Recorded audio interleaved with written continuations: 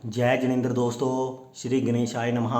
दोस्तों, आज हम इस वीडियो के माध्यम से बात करेंगे शनि खाना नंबर 5 के बारे में। लाल किताब के माध्यम से हम इस पर चर्चा करने का प्रयास करेंगे।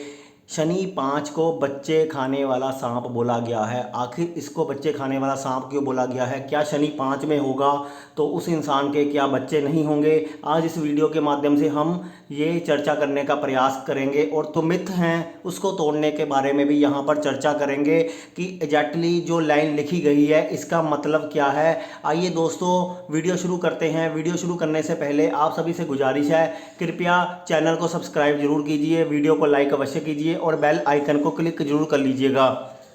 दोस्तों, लाल किताब में लिखा है, शनि है 5 में लड़के खाता, या दुश्मन वो मकानों का, केतु मालिक लड़कों का, राहु वली मकानों का।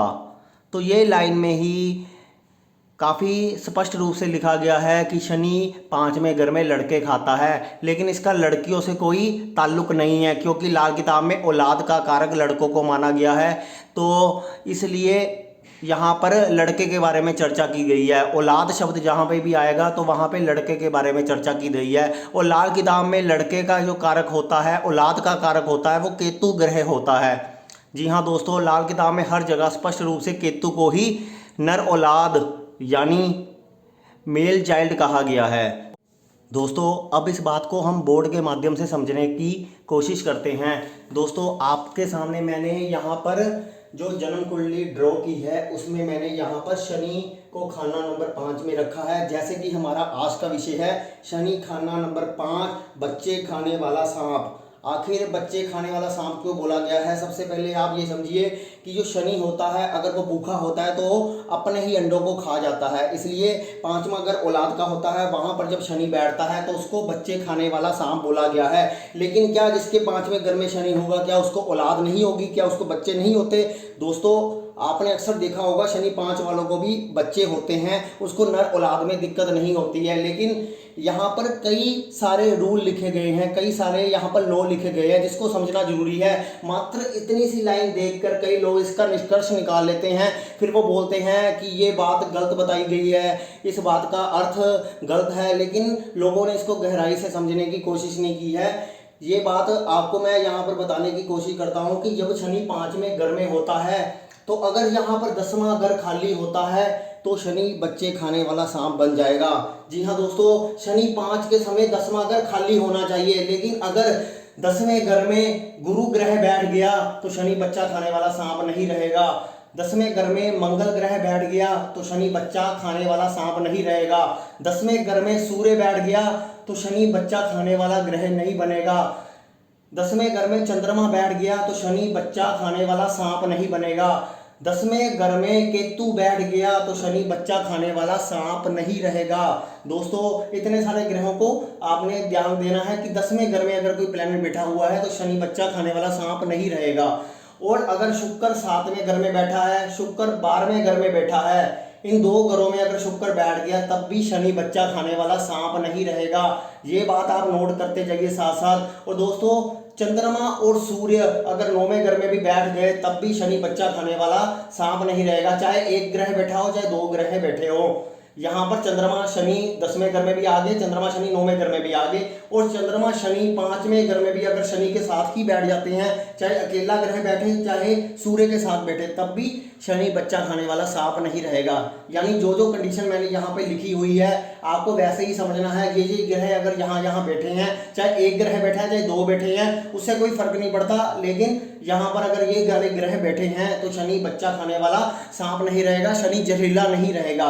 दोस्तों, शनि 5 में होता है, या तो बोलते हैं कि औलाद नहीं होती या तो मकान नहीं बनता। दोनों में से एक चीज शनि देता है, या तो मकान देता है या तो औलाद देता है। तो पहले आपको ये समझना है क्या शनि हमें मकान दे रहा है या औलाद दे रहा है। इसलिए मैंने दोहे में भी आपको कहा है कि शनि 5 में बच्चा खाने वाला सांप है या मकानों के हमें तकलीफ देता है। और यहाँ पर अगर शनि 5 के समय केतु बहुत ज़्यादा खराब हुआ तो हमें नर औलाद का सुख नहीं मिलता है। लेकिन अगर राहु खराब हुआ तो हमें मकान का सुख नहीं मिलता है। जी हाँ दोस्तों, लाल किताब में राहु को मकान के साथ जोड़ा गया है। वैसे लाल किताब में मकान का कारक शनि बोला गया है, लेकिन राहु को छत बोला गया है। जो मकान की दीवार होती है दोस्तों, चार दीवारी होती है, जो चार दीवारी होती है दोस्तों वो शनि की होती है, लेकिन उसके ऊपर जो छत होती है वो राहु की होती है। ये राहु की छत होती है। तो राहु की चार दीवारी शनि की, छत राहु की होती है। तो इस प्रकार से मकान का सुख बनता है। लेकिन अगर राहु जन्म कुंडली में खराब हुआ तो ऐसे इंसान के मकान बनने में बड़ी दिक्कत होती है। अगर केतु खराब हो जाता है तो ऐसे इंसान को औलाद कायम करने में, यानी नर औलाद यानी मेल चाइल्ड में बड़ी दिक्कत आती है। इस बात को यही माध्यम से समझाया गया है, इतने सारे रूल का हवाला दिया गया है, लेकिन लोग ये वाले रूल को फॉलो नहीं करते हैं। सिर्फ एक हेडलाइन देख लेते हैं, शनि 5 बच्चे खाने वाला सांप, यानी ये बोला गया है। और ये फिर कुछ लोग बोलते हैं हमारे तो शनि 5 में है, हमें तो नर औलाद है, हमें कोई दिक्कत नहीं आई। तो वो पूरे तरीके से लोगों को समझने की कोशिश नहीं करते हैं। यहाँ पे केतु की कंडीशन भी खराब होनी चाहिए, तब शनि बच्चे खाने वाला सांप रहेगा।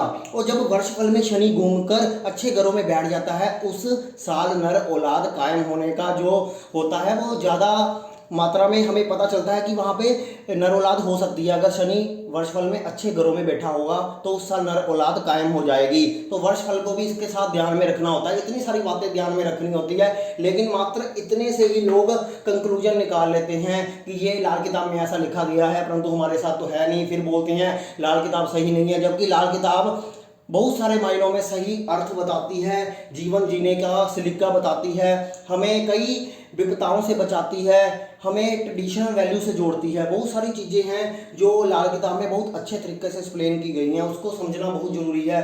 दोस्तों बस इतना समझिए कि जो मैंने आपको ग्रह बताए हैं, इन ग्रहों का आपको ध्यान रखना है।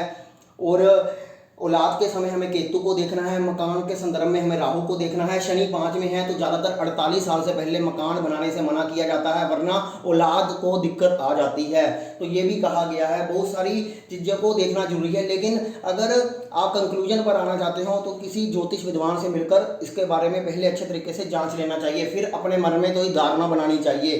क्योंकि लोग एक ही ग्रह को देखकर बहुत सारी चीज़ें बोल देते हैं, जबकि उसमें बाकी ग्रहों का क्या एस्पेक्ट आ रहा है, कौन सा ग्रह शनि को खराब कर रहा है, कौन सा ग्रह शनि को टक्कर मार रहा है, ये सब बातें लाल किताब में देखी जाती हैं, फिर निष्कर्ष निकाला जाता है। लेकिन मैंने यहाँ पर आपको बता दिया कि किस प्रकार से मकान और औलाद के संदर्भ में शनि खराब फल दे सकता है। तो ये सब बातें समझने वाली हैं।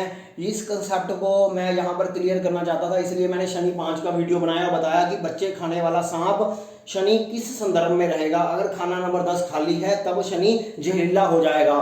शनि जहरीला होगा, भूखा होगा तो अपने ही अंडों को खा जाता है।